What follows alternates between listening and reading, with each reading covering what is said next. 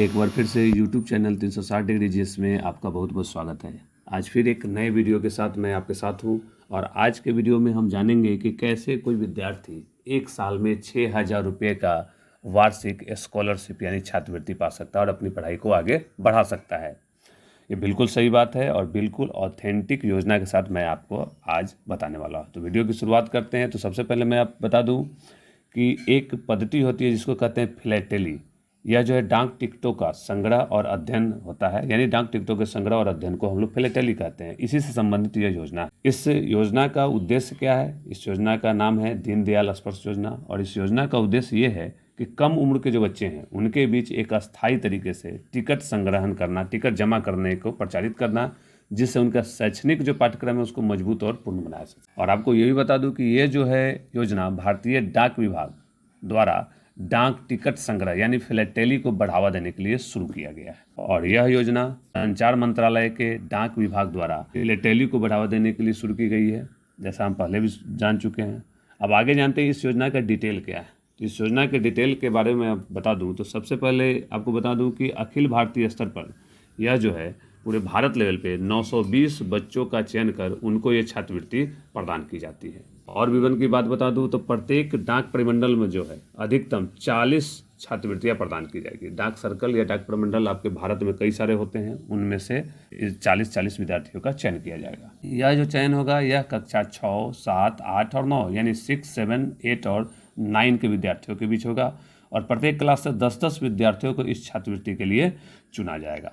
और ख़ास बात यह भी है कि सिर्फ मान्यता प्राप्त निजी या सरकारी विद्यालय के ही, निजी भी हो सकते हैं यानी प्राइवेट स्कूल भी और गवर्नमेंट स्कूल भी, लेकिन मान्यता प्राप्त होनी चाहिए, उन्हीं स्कूल के कक्षा 6 से 9 तक यानी कक्षा 6 से 9 तक के विद्यार्थी इस फॉर्म को भर सकते हैं। पूर्ण रूप से जो बच्चे पात्र होंगे और जो चयन परीक्षा में सफल होंगे उन्हीं विद्यार्थियों को छात्रवृत्ति प्रदान की जाती है या की जाएगी। और छात्रवृत्ति जो है वो आपको प्रति माह 500 रुपये इसके हिसाब से, यानी वार्षिक देखें तो 6,000 रुपये वार्षिक के रूप से प्राप्त होगी, जैसा मैंने आपको वीडियो की शुरुआत में ही बताया था।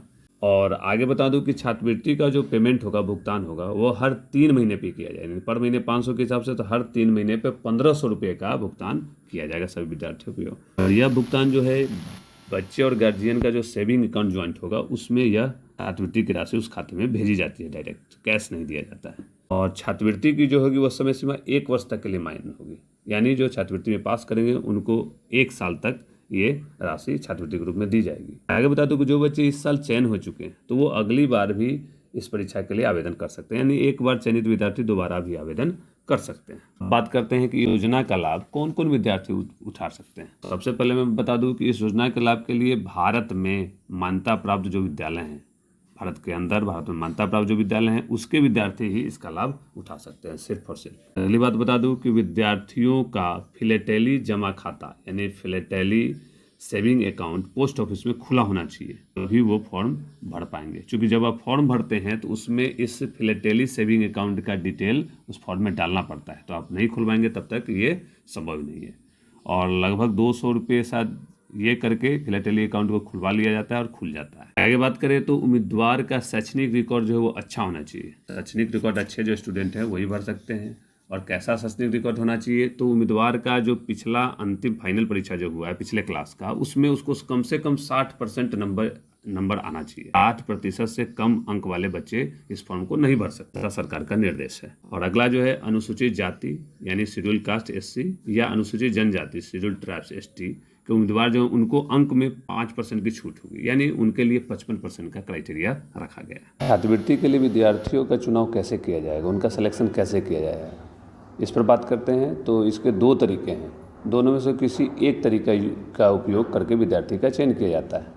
पहले तरीके की बात करें तो वो है कि इसके लिए चयन जो है वो फिलैटेली प्रोजेक्ट कर दिया जाता है और फिर उसके मूल्यांकन के आधार पर जिस बच्चे का अच्छा होता है उनका चयन कर लिया जाता है। और दूसरे तरीके की बात करें तो दूसरा तरीका ये है कि फिलैटेली क्विज यानी एक परीक्षा का आयोजन किया जाता है और उसमें बच्चे का जो प्रदर्शन रहता है उस आधार पर उसका चयन, बच्चे का चयन किया जाता है। यानी 2 तरीका है, दोनों में से किसी एक तरीके का यूज किया जाता है। और सामान्यतः जो है दूसरा तरीका जो है परीक्षा का आयोजन कर जो है उस तरीके को ज़्यादातर अपनाया जाता है। परीक्षा की बात करें तो कुल 50 अंक की बहुविकल्पीय परीक्षा होती है। मल्टी चॉइस क्वेश्चन रहते हैं, यानी 4 ऑप्शन वाले रहते हैं, कुल 50 प्रश्न। जिसमें ज़्यादातर प्रश्न जो है वो सामान्य अध्ययन के रहते हैं और कुछ प्रश्न उस 50 में से पोस्ट ऑफिस और स्टाम्प टिकट से भी संबंधित रहते हैं। इसी अनुसार बच्चों को तैयारी भी करनी चाहिए। अब अगले टॉपिक की बात करें तो छात्रवृत्ति में जो बच्चे पास हो गए उनको वो छात्रवृत्ति मिलेगी कैसे, कैश मिलेगी कि बैंक अकाउंट के द्वारा मिलेगा। तो आपको बता दूं कि जो विद्यार्थी क्विज परीक्षा पास कर जाते हैं उनका पोस्ट ऑफिस में गार्जियन के साथ यानी उनके अभिभावक के साथ एक ज्वाइंट अकाउंट संयुक्त खाता खुला जाता है और इसी खाते में छात्रवृत्ति की राशि आ जाती है। डाक विभाग इसी में भेजता है, कैश के रूप में वो पैसा नहीं मिलता है। और बता दूं कि डाक सर्कल जो है वो सफल विद्यार्थियों की लिस्ट जो है वो पोस्ट ऑफिस को भेजता है और इसी लिस्ट के आधार पर बच्चों का ज्वाइंट अकाउंट खुलता है और उसी में फिर पैसा भेजा जाता है। वीडियो कैसा लगा कमेंट करके ज़रूर बताइएगा। इससे क्या होता है, नया वीडियो बनाने के लिए मोटिवेशन प्राप्त होता है और पता भी चलता है कि आपको कैसा वीडियो चाहिए। अगर किसी विषय पे आपको वीडियो चाहिए, इस विषय पे वीडियो की ज़रूरत है तो आप कमेंट करके बता सकते हैं।